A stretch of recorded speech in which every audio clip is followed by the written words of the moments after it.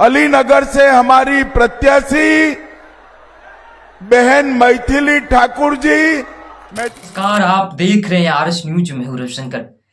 मिथिला की पावन धरती पर केंद्रीय गृह मंत्री अमित शाह जी पधारे। बीजेपी का दिग्गज नेता, मंत्री, संतरी, गंत्री सब पधारे। सवाल यहाँ ये नहीं है, सवाल कुछ और है।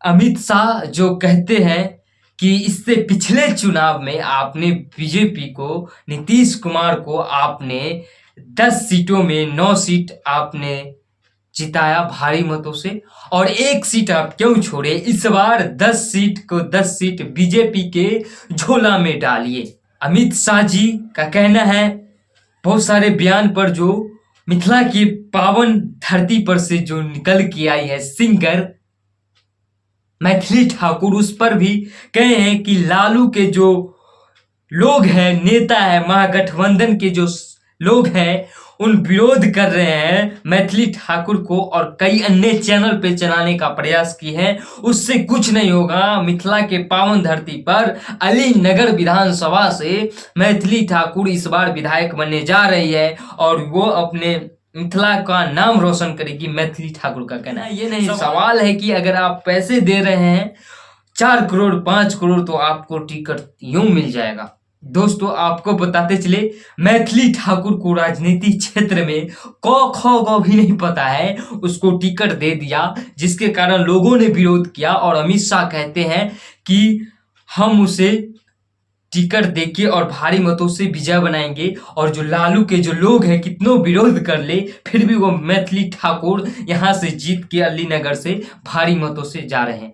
इस बार यहाँ ये नहीं है, आप अपने बच्चों के लिए वोट कर रहे हैं, शिक्षा के लिए वोट कर रहे हैं, या फिर वही जो भेड़ बकरियों की तरह लोगों ने बुलाते हैं तो जाते हैं और भीड़ में वाह वाह करते हैं, क्या उसको वोट देने जा रहे हैं आप? फिर से वही सरकार लाना चाहते हैं जो आपके बच्चों को, आपके भविष्य के बच्चों के बारे में नहीं सोचते हैं। जिस उम्र में बच्चे आपके वर्दी पहन के घूमने का उम्र होता है, उस उम्र में आपके बच्चे को लाठी चार्ज किया जाता है, पानी का बौछार किया जाता है। क्या वही सरकार चाहिए आपको?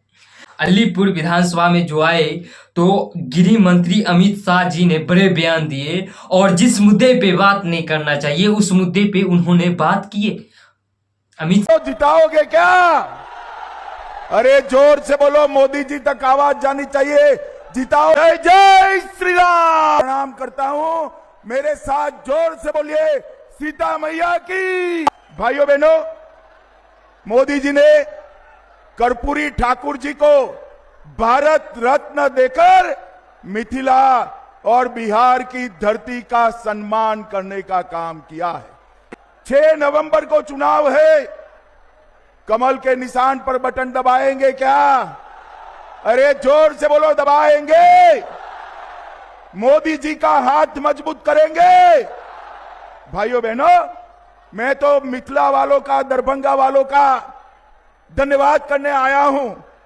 गत चुनाव में 10 में से 9 सीटें आपने एनडीए की झोली में डाली थी ना भाई? एक क्यों छोड़ दिया?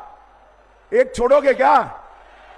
10 की 10 सीटें नरेंद्र मोदी की झोली में डालना है। बहनों, मिथिला की बेटी, मिथिला का सम्मान मैथिली ठाकुर को हमने यहां से चुनाव लड़ने के लिए चिन्हित किया है। मैथिली जी जैसे ही खड़ी रही, ढेर सारे लोगों ने इनके खिलाफ, महाठगबंधन ने इनके खिलाफ कई प्रचार का अपप्रचार किया है।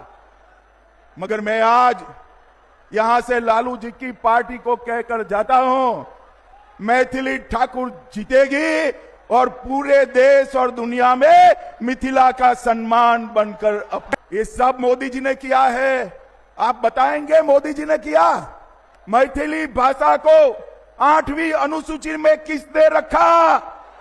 अरे जोर से बोलो, किसने रखा? संविधान का अनुवाद मैथिली में किसने किया?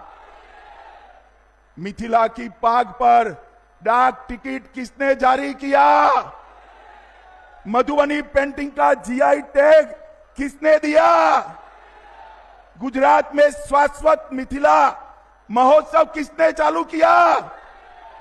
शारदा सिन्हा जी को पद्म विभूषण किसने दिया? मखाना बोर्ड की स्थापना किसने की?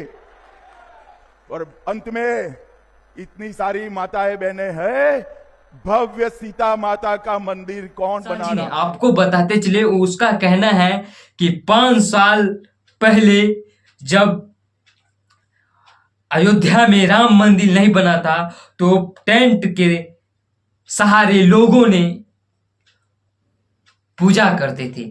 जब हमारी सरकार लड़ाई लड़ी इस पर लंके की चोट पर, तब वहां राम मंदिर बने। हिंदू मुस्लिम करके बीजेपी लड़ाने का काम करते हैं। वही देखा जाए तो आज जो बोले हैं आप अमित शाह जी ने, इस पर वही फिर जिस मुद्दे पे बात नहीं करना चाहिए उस मुद्दे पर बात करते हैं। अभी भ्रष्टाचार, रोजगार, युवा को नौकरी नहीं मिला है, दर दर के ठोकर खा रहे हैं। क्या वही सरकार आपको चाहिए? जिस मुद्दे पे बात नहीं करना चाहिए उस मुद्दे पे बात करते हैं।